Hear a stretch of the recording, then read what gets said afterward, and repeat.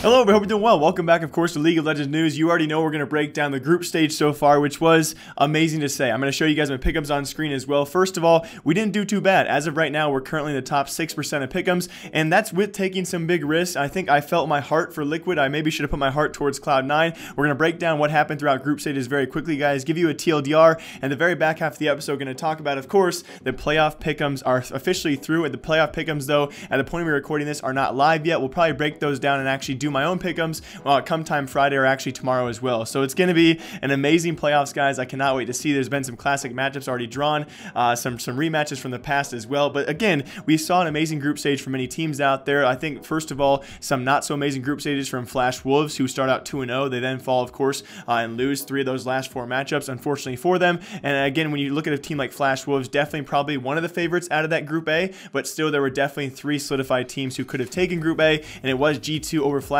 Wolves, and of course Afrika, their nice comeback as well. They start out 0-2 in groups, and we thought a little bit of an issue there, but they win 4 straight. They win the group outright, and definitely looking strong down the bat. Alongside that, though, Flash Wolves had 2 chances. It was actually the Buffalo. No one called me out for this, but I kept on calling Fong Vu the Bulldogs. I kept on saying go Bulldogs, but the Buffalo, they played spoilers here. It was actually Flash Wolves who had 2 chances, one against that being Fong Vu, and then against G2 in the tiebreaker, and it was Fong Vu taking that match off them, although they were already eliminated. So that's great to see a team like that still compete as heavily as possible at Worlds, even though they were already solidified in that 4th place spot and not going through. They take that match off Flash Wolves. They give G2 the chance they need, and G2 take that last match as well and take your 2nd seed into playoffs, which is incredible to see. They were actually, of course, by my pick'ems, I predicted them to go through. I said when you have a team out there that has 3, maybe 4, probably 2 or 3 MVP players that can actually take the highlight reel, I definitely put a team like that through over a team like Flash Wolves, and they proved me correctly. Luckily, that actually did work out in my favor. But also,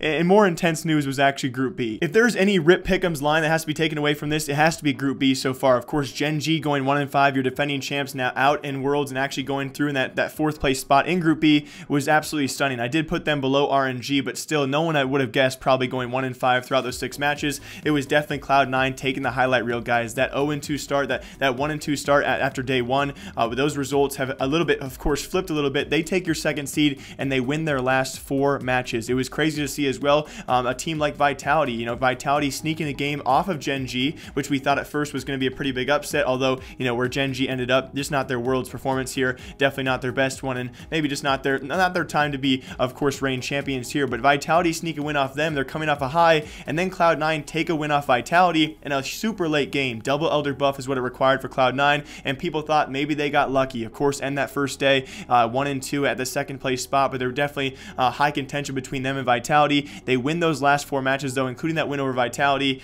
and it was amazing to see as well. They start off with a loss to Gen G, a loss to RNG as well, and then, of course, a close win against Vitality. You never would have thought they would have taken that next series against Gen G, next series against Vitality, as well as RNG as well.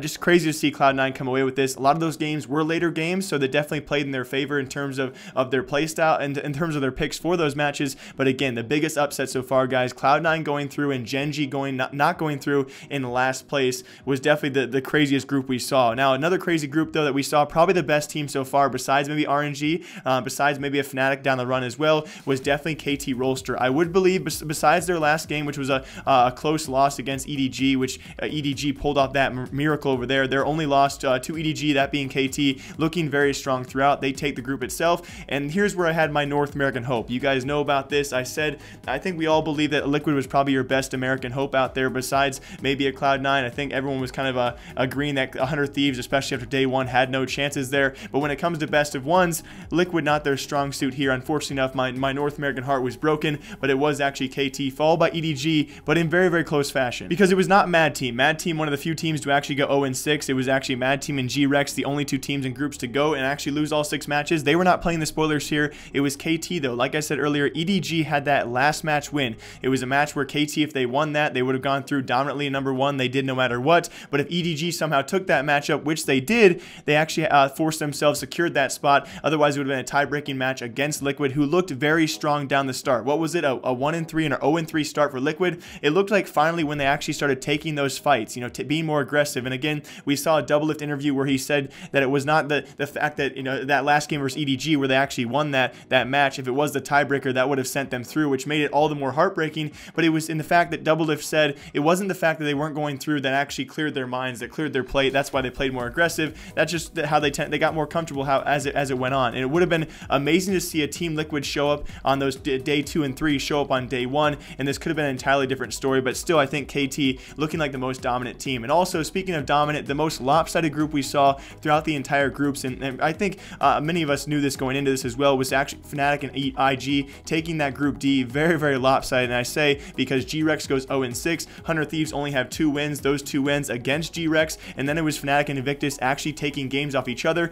Invictus actually had a pretty convincing the best of 1 against Fnatic on day 1, and then Fnatic take those last 2 matchups. Now, why I say 2 matchups, it went to a tiebreaker, of course, to decide who takes the #1 seed. That was all this morning, and in both those matchups, Fnatic wins both those games. Of course, the game to actually have a spot for that tiebreaker, and the tiebreaker game to actually clinch themselves the #1 seed, and they looked incredibly dominant. They won both the early games. You look like a guy like Broxa. He played outstanding pathing, outstanding jungling himself, and again, he was the reason why they won those early games, eventually won both those games as well. Fnatic looking very, very strong down the of course, backstretch here of these group stage play-ins. And now, of course, we have our final pick'ems for playoffs, but I do have to say that watching groups and definitely having 2 European teams go through as well as a North American team go through, absolutely amazing to see, especially because you see the sides these guys are actually on for the bracket. But still, there's no guarantee for a European team or an American team to actually go through the grand finals, which is sad to see, but probably what's expected. It's actually Cloud9 drawing Afrika, arguably probably their best matchup they could have drawn. I maybe would have chosen a Fnatic even over that, but still, Fnatic, how they look these last 2 games against IG, you'd say a pretty good draw here from Cloud9 if they played the Afrika that showed up day 1, but still, and it's no longer a best of 1 format, so either way, going to be very tough for Cloud9. I think many people know that. They face off against Afrika. We also have Fnatic, though, drawing probably the best team they possibly could besides Cloud9, and again, it was actually all #1 seeds play #2 seeds, and you cannot play in the same side bracket, so Afrika kind of started that off, and therefore they couldn't be in the same side bracket as teams like RNG or teams like KT, so they kind of set themselves up for success there, and just a luck of draw. But it is actually Fnatic, of course, taking on EDG. Besides a Cloud9, definitely a favorable matchup for a team like Fnatic, especially when you look at, besides the win over KT very lastly for EDG, they almost didn't go through over Liquid, so I think Fnatic going to be very happy with that. You also have G2, unfortunately enough, just how the dice are rolled here, they do actually draw RNG. I still do think, though, that the reason why I picked these guys, very diverse in their playstyles, and it's really going to come down for playoffs, which teams out there did not show all their wild cards. Will a team like Cloud9 have some surprises up their hand? Will a team like G2 have some flex picks going in? They certainly will. I don't doubt them whatsoever. RNG looked very dominant throughout groups, but G2 looks surprisingly well as well. This is going to be a close matchup, and I think the second closest matchup we see,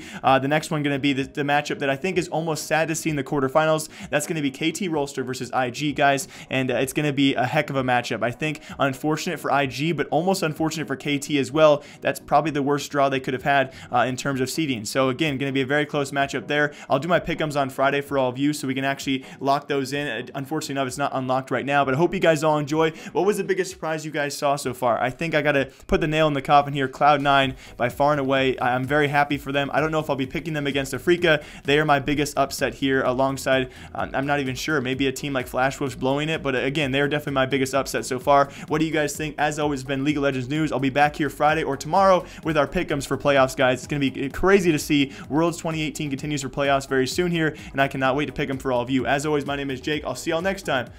Goodbye.